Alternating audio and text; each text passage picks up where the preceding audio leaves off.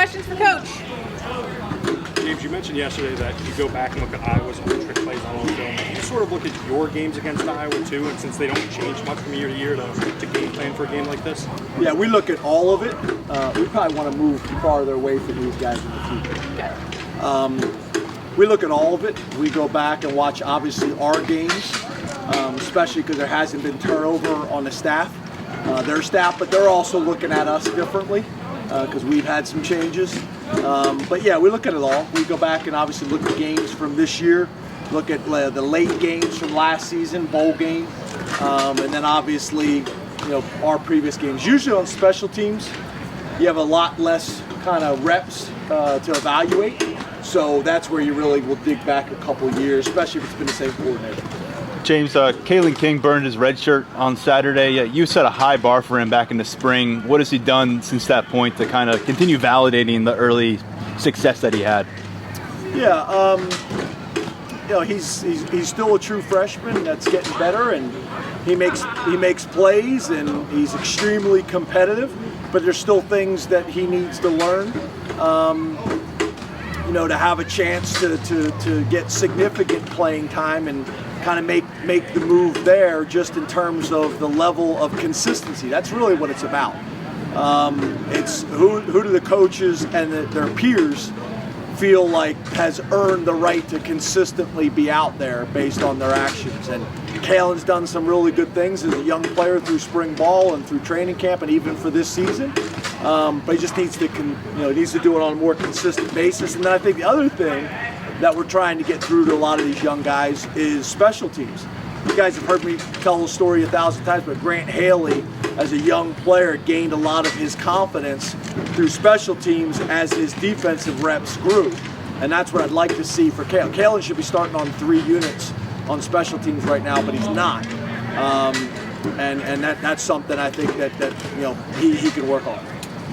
James, I'm sorry. Offense doesn't score a whole bunch, or they score a whole bunch, but they don't move the ball very much. Are you putting any extra emphasis on field position this game?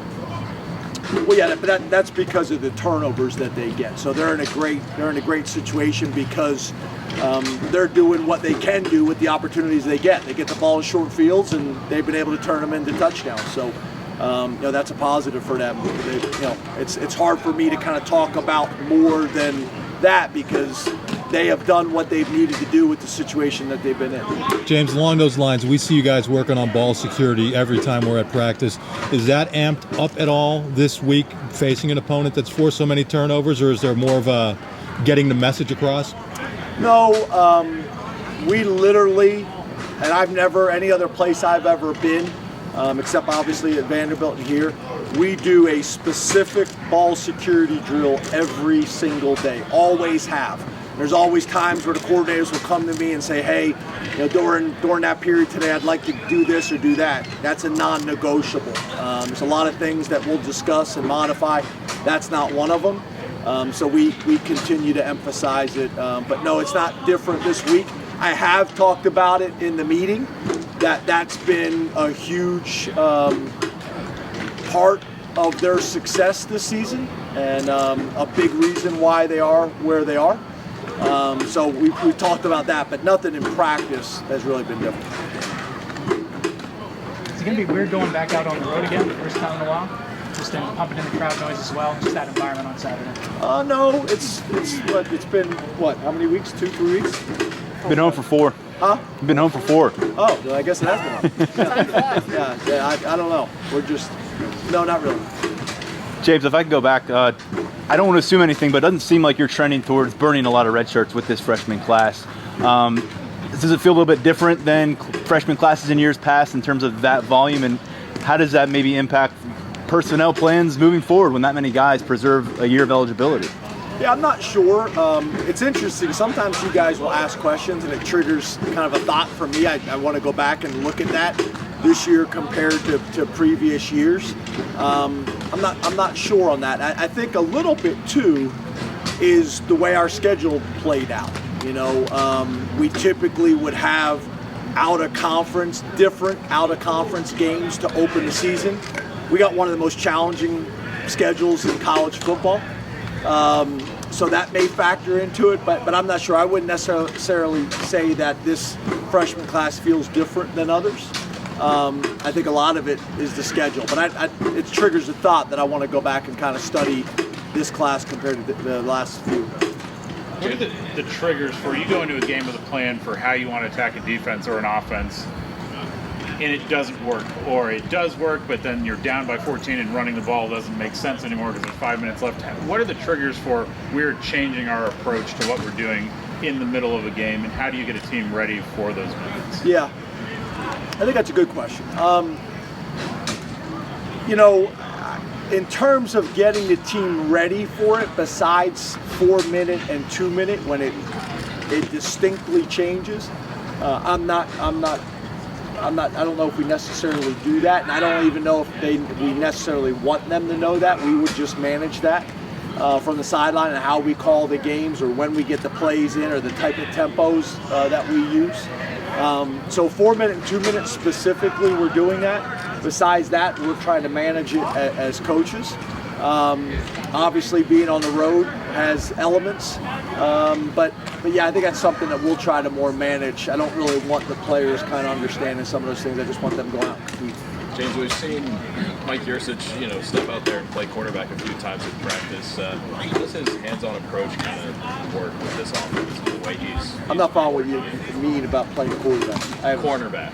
Oh, cornerback. Yeah. Yeah, no, there's sometimes he'll jump in, say, and that's not very different than in years past, but say we're running a certain play and the scout team guy didn't do it exactly like what Iowa's going to do on Saturday. Rather than take the time to explain it, he'll pull them out and jump in and give the look, or Taylor, or whoever it may be. But yeah, he's been hands-on, but I would say we've been in that situation really since I've been here. What's the thing that surprised or maybe impressed you most with Mike in this offense? Yeah, I wouldn't, not to kind of give you a short answer, but I wouldn't necessarily say anything's really surprised me. What's impressed you then? He's a creative guy and loves plays. I know that sounds somewhat ridiculous as an offensive coordinator, but he loves plays. So I think his creativity and his ability to complement and set up one play to the next week, I think has been really good, really good. His intensity, I think has been really good for us. I think we're going to continue to get better each week, and part of it is really the staff getting used to Mike and Mike getting used to the staff and the type of communication that happens from the booth down to him and then from the sideline as well. But so far, obviously, so good. But I still think there's a lot of room left for growth, and I think Mike would feel the same way. Speaking of that, there's always the adage of take what the defense gives you, but they're giving it to you for a reason. How do you, as the head coach, kind of teach that or give that to your offensive coordinator and your quarterback, knowing when to be aggressive? Yeah, and I think you guys have heard me say this in years past, where that's where I think my past of being a play caller, so having a kind of understanding of that and being able to be on the sideline and watch the flow of the game. And sometimes you're so close to something, so hearing a different perspective is good sometimes.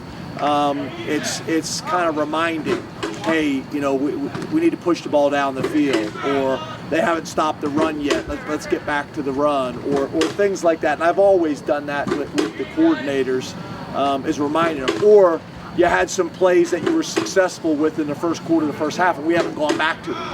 Things like that. So that's what I try to do as much as I possibly can with Brent, with Mike, with Joe as well. But he's been great. He's been great. Did I answer your question? Yeah. Okay. James, you have a couple of former assistants who are facing each other this weekend in Huff and Ricky. Yeah. Do you keep tabs on those guys and watch their progress? And how much pride do you take in seeing former assistants? Yeah, it's been really cool to see guys leave here and become head coaches or go to the NFL or whatever it may be. I mean, that's part of my responsibility as well, too, right? It's to help the players reach their dreams. It's also to put a product on the field that our fans and alumni and lettermen can be proud of. It's also to help these guys' careers and whatever they may want to do. So to see those two guys playing each other this week is cool. I went into Jevin's office to kind of look at the weekly highlight, and he was watching Ricky's press conference, and it kind of rewinded and showed me a couple things that Ricky had said. So it's cool. I think this is the first. Two former staff members going against each other and having success. It's also interesting with the staff, they're opening press conferences and the staff will bring up things that kind of showed up in the press conference. I'm happy for both of those guys. Those guys are both really good football coaches. Those guys are both really good recruiters, and they're really good men. And, it'll be interesting to see how this one plays out. Obviously, it's weird because it's for both of them, if I'm correct here, both of them their first year coaching games, but Ricky's second year being a head coach. I know that sounds strange, but I think that's the reality of it. James, we're going to get Jair Brown here in just a moment. How has he answered the bell since you guys named him the starter, and what has he done to impact the defense these last 5 games? Yeah, Tig's been phenomenal, and I think his improvement, like a lot of junior college players, from year 1 to year 2, I think has been dramatic. But more than that, I'm a big Tig fan. He's very appreciative, coming from Trenton, New Jersey, and from Lackawanna Junior College. He's very appreciative of his opportunities and experience here at Penn State. He's always got a huge smile on his face. He's one of those guys that I think does a really good job of being a great teammate, but also understanding how to be with the coaches and is coachable, but also can have fun with the coaches as well. I know him and Coach Poindexter have a great relationship. I'm really proud of him. I spoke with Coach Duda today and just told him how great Tig is doing. I'm really happy. Not surprised at the success that he's having this year. I think we got 2 of the better safeties in college football. Thank you. Go ahead, Dave. Sorry, one more. How does having a consistent effort on punt change what you do, if at all? Like, how do you give you confidence when George's back there doing what he does so consistently? Yeah, that's where the discussion sometimes comes is we're doing such a good job of sky punts and things like that where, should we go for it on 4th down in plus territory, or should we pin them deep? The analytics people will tell you should go for it on every single 4th down, but I do think it has to factor in, which I don't know if they do, how good is your punter at pinning people deep and how good are your bullets at playing the ball in the air. So I think that helps. Hopefully we're not in a situation where we have to swing field position, but he's shown he's been able to do that. And some punters will do it, but they don't do it with hang time, and it becomes a negative. You actually out-kick your coverage. And he's been able to kick it for tremendous distance and swing field position, but also do it in a way where we have a chance to cover it with field position as well as hang time. Thank you, Coach. Thanks, guys. Thanks. Thanks, James.